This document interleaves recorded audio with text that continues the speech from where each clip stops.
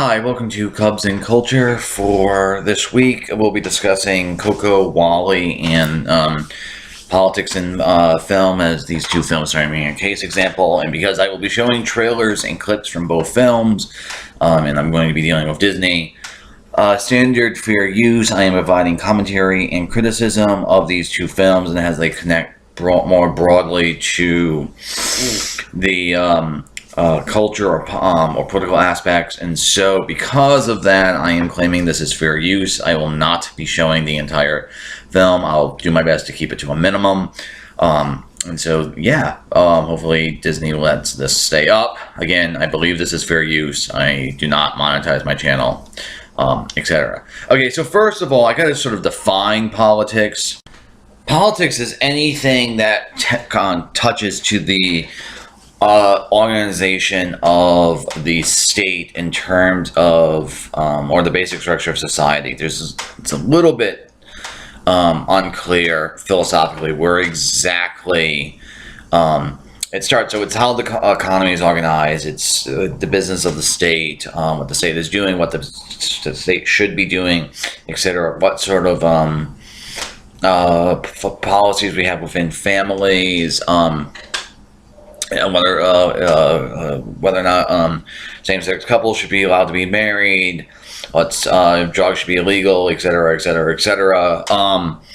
Or it's basically anything that connects to the way in which power in various spheres are organized in society. And so because of that, obviously, anything that politics is just a very interesting sort of branch of the human existence, because it's a lot of things, like especially in a democratic or quasi-democratic system that we have.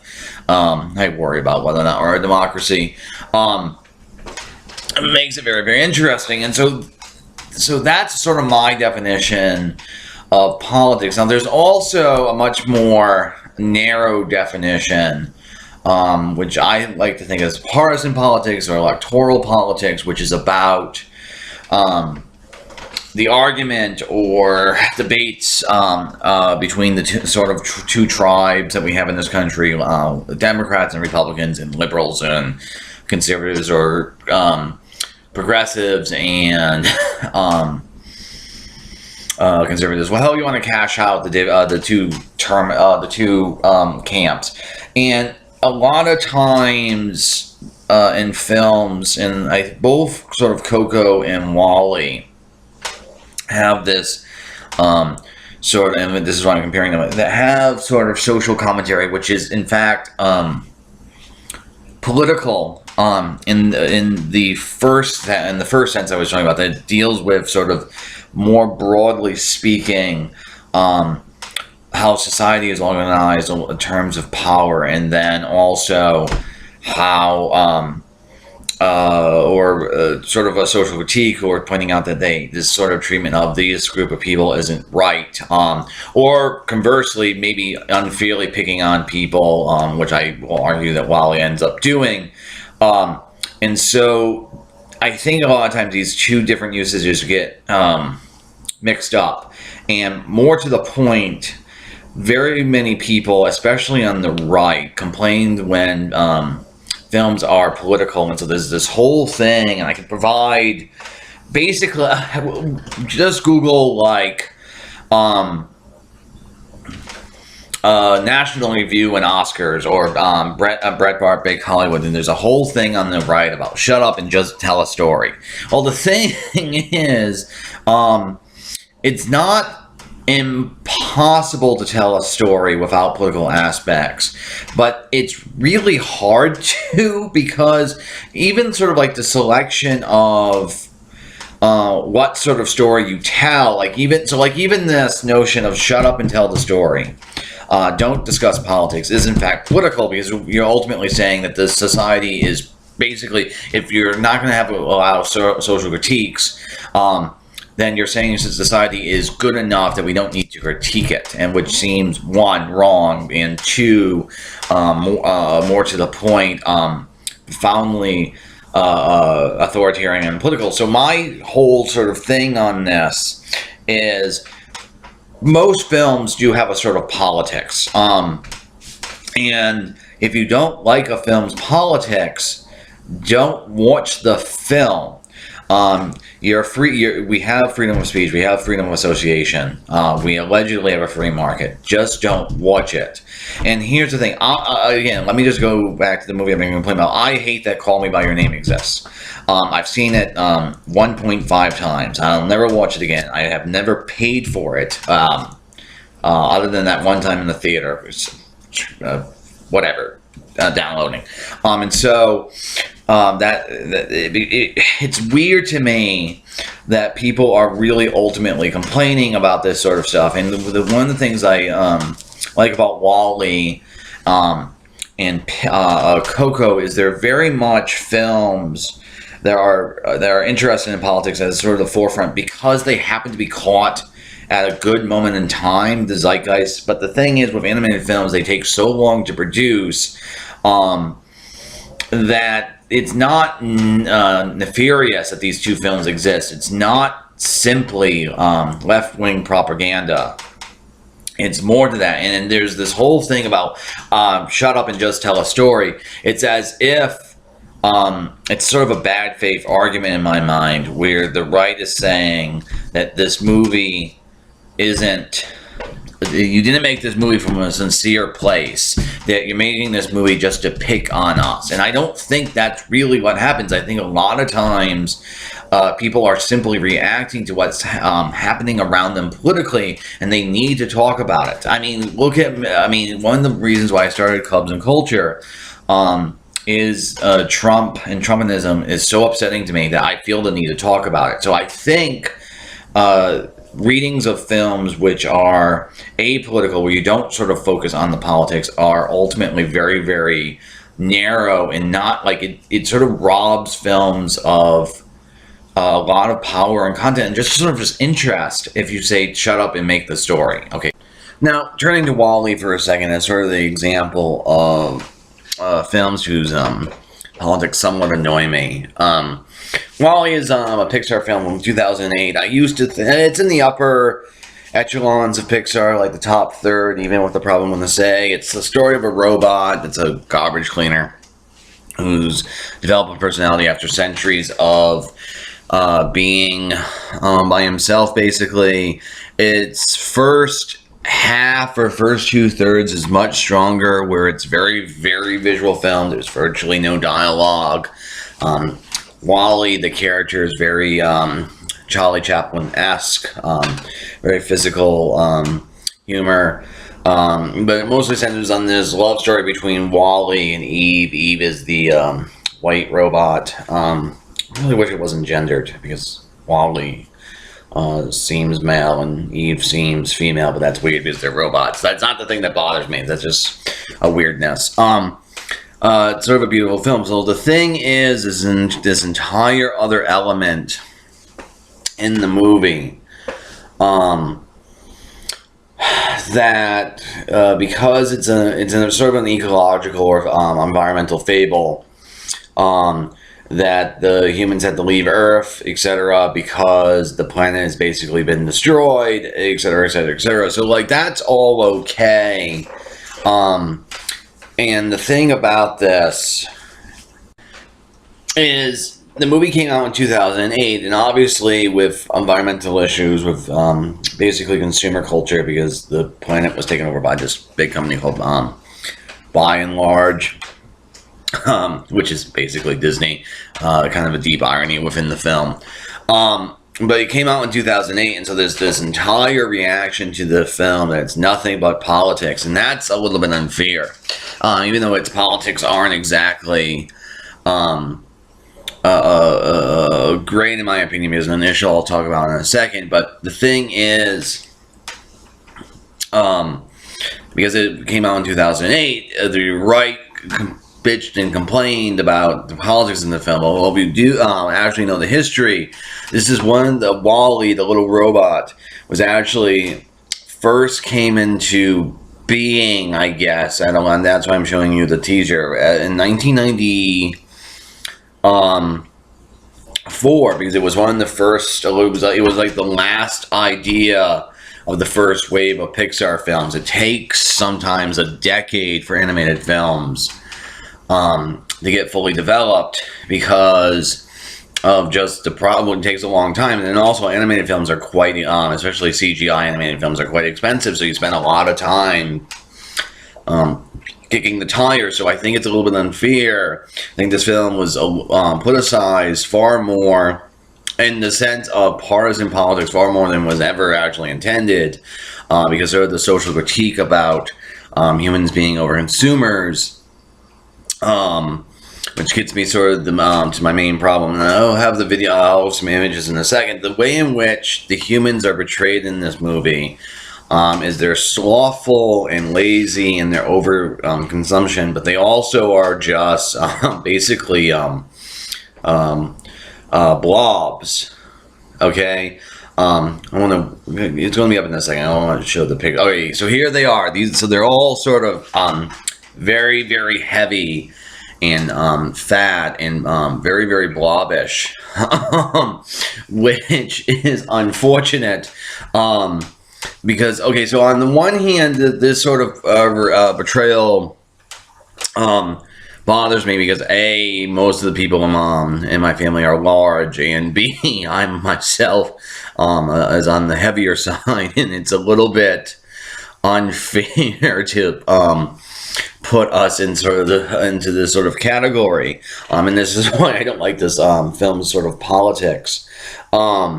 But the other sort of thing on a much more sort of deep conceptual level, it's equating overconsumption and slothfulness and kind of not childness, like being not being able to take care of yourself, of being fat. And the thing is that, well, one, that's not really true. Overconsumption. There's a very indirect relationship between most people's caloric intake and then also their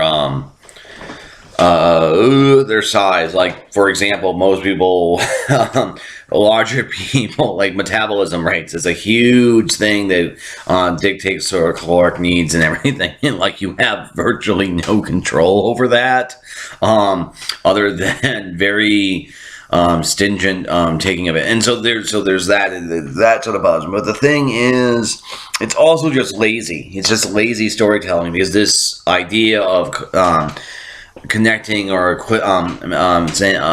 equating slothfulness and laziness with being fat and overconsumption, that's just like a standard stereotype for fat people. So it's quite annoying. So the reason why I'm bringing this up is this film was sort of ridiculously said that the humans are supposed to be red staters, but that's not true. It's actually everyone in America.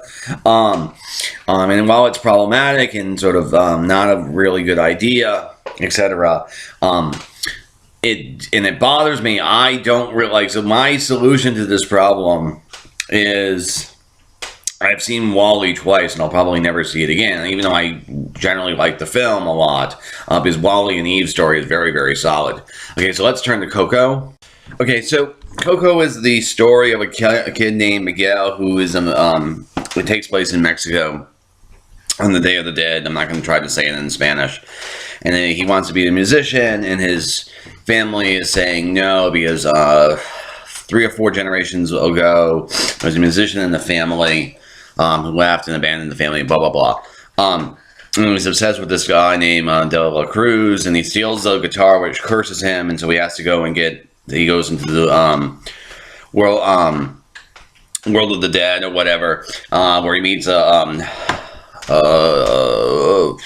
trickster-like character played by Bernal. In any case, through machinations of the plot and spoilers, you find out that that Hector's actually his whatever great-grandfather or great-great-grandfather, and he was actually murdered by the guy, his idol, and everything like that.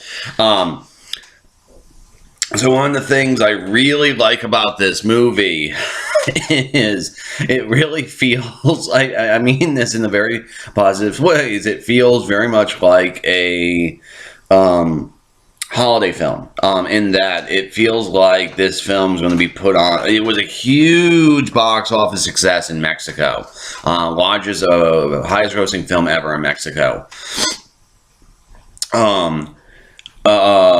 Yeah, and there's this dog named Dante who's sort of a sidekick, and it's sort of a funny thing. And so it feels like this film is just going to be played on Day of the Dead all the time. So it feels like a holiday special, because the holiday isn't just backdrop; it's actually really essential to the plot. So that's sort of awesome. The other thing I really like about this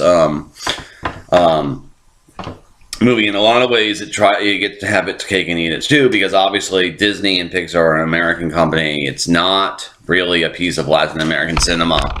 I think they're absolutely respectful, and I'll put some links about this down there. But if you're going to do, this sort of cultural appropriation for making money, they kind of did it in the right way. All the cast is Latino. The principal screenwriter and co-director is Mexican-American. They spent 6 years developing this movie, so there's a ton of research.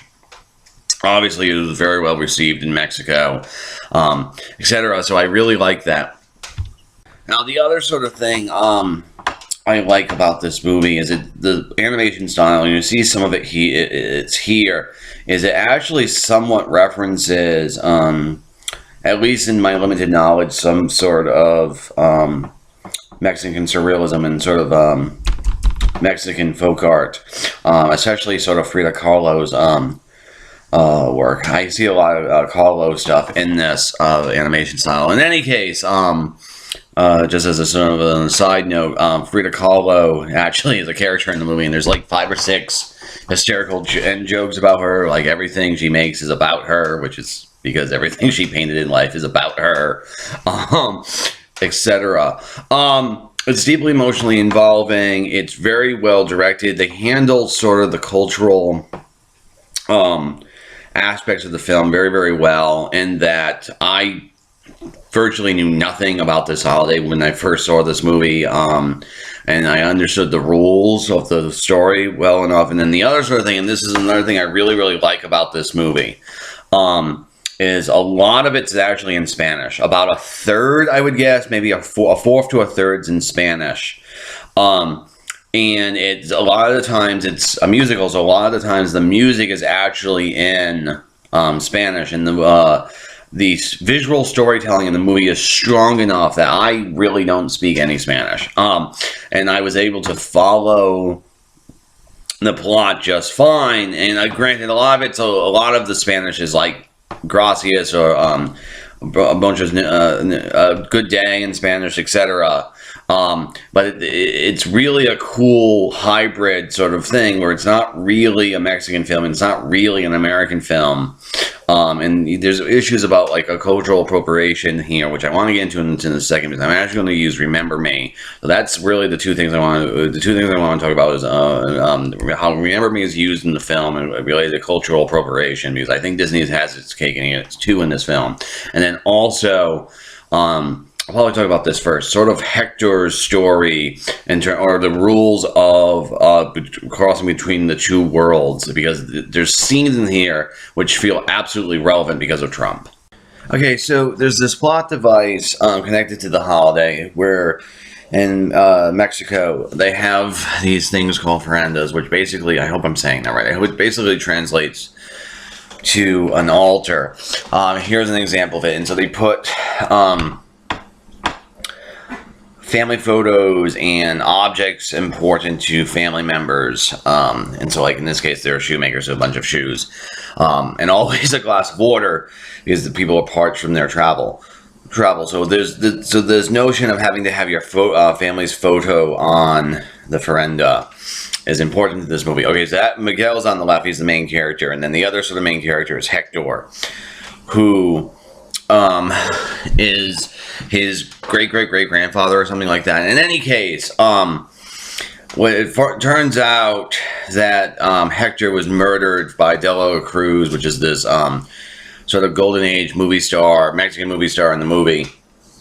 And Hector is desperately trying to get back over the land to the land of the living so Coco can remember him, because if you're not remembered, you end up dying again, in essence. And then also his father hasn't seen his daughter in 80 years or whatever, so he's really desperate to see him.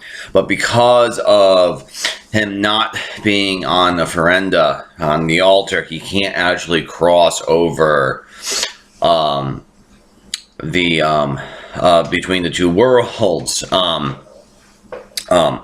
etc. So the thing about this, and this movie was 6 years in production, and obviously Trump and Trumpism only was during sort of the last two, and so because of that, this aspect of the movie isn't as much. Maybe this aspect of the movie was not as forefront when it was initially made at the beginning of the process, because with Trump and Trumpism, they really sort of beefed up this notion, and they actually redesigned this scene a little bit, because obviously this is in essence an immigration checkpoint, and then, as you'll see in a second, Hector's problem in this movie, the source of his conflict, is that's not Hector, but because you have to have a photo on the altar, it's his paperwork is not in order, so he's not like Hector's trying to be an undocumented immigrant. And the thing is, because it's ultimately rooted in so Hector is right now dressed as Frida Kahlo, so that's Hector. It's ultimately rooted in this desire to see his daughter and just bring the family together. It's actually, I find this a very powerful message about why undocumented immigration, sometimes undocumented immigration happens. It's just to be with families. And so because of this, and then also because of Trumpism being particularly awful on Mexico and Mexicans, because allegedly they were sending us the worst people, fucking Trump. This scene feels really far more pointed politically than it would have otherwise. Okay, so this is then the stuff about Dela Cruz and cultural appropriation. So there's this song, which you'll see, you won't hear, but towards the tail end of it, there's the song "Remember Me." It won the Oscar, and when you first hear it, and you'll see how it works with the visuals, you'll find out that it's very, very gaudy and kind of almost garish. Anyway, very, very commercial and very, very Disney, right? Because this seems very much like that's a pretty standard Disney musical shots. It actually sort of looks like Be Your Guest in Beauty and the Beast, the animated version from '92 or whatever. Well, over the course of the movie, you find out that this guy actually stole "Remember Me," the song from Hector, and Hector actually wrote it for his daughter, which you'll see in the next sequence. And it's actually just a little lullaby that he wrote for his daughter, kind of offhandedly, so he would sing it to her all the time when he was going away, because he was a mariachi or musician. And so because this is what I mean by the film kind of gets to have its cake and eat its too, in that the villain of the movie, this is another reason why I kind of mentioned it in connection to WALL-E, because WALL-E also kind of like, it's really easy to see Disney as by and large, but the villain in this movie, Dela Cruz, steals a bit of very personal culture from a family to become famous and rich. And in a sense, that's what Coco is doing. It's an American company sort of commercializing Mexican culture, which, even though I think this movie does it in a very respectful, good sort of way, and representation matters, and it's really a good panacea against Trumpism. There's still sort of a deep irony here in that villain of the piece is basically Disney. Like, by and large, is the villain in Wall-E. In any case, I really like that irony. The other thing about it, and this is why I'm so grateful for how that Remember Me won the song, is, again, I'm not going to play it because music copyright is really hard to work with, but it's in the first version, when they're in the gaudy section of it, it's very much upbeat and happy, and then in this section it's very much a lullaby, excuse me, and because of that, it's the song itself is such a brilliant piece of music because the melody doesn't really change all that much between the two versions. It's more in the tempo and the harmony, etc. That the words in the melody are ambiguous enough that in these two different modes, it doesn't feel like it doesn't feel like one version of the song doesn't feel better than the other, and it feels very much like the same song. So it's two different modes. And then the other sort of thing that's kind of neat about this is there's this whole thing in the movie as sort of a subplot about who do you write music for? Because Miguel wants to be a musician, but he's only been playing for himself, etc. But he wants to be like De La Cruz, who plays with the world, etc. But this song "Remember Me" is actually written for his daughter Coco, but then it's also enjoyed by the world, and I really like that sort of thing. It also sort of connects to the reception of this movie, because this movie really feels, and it's how it was received, like it had a better reception, relatively speaking, in Mexico than it had in the United States.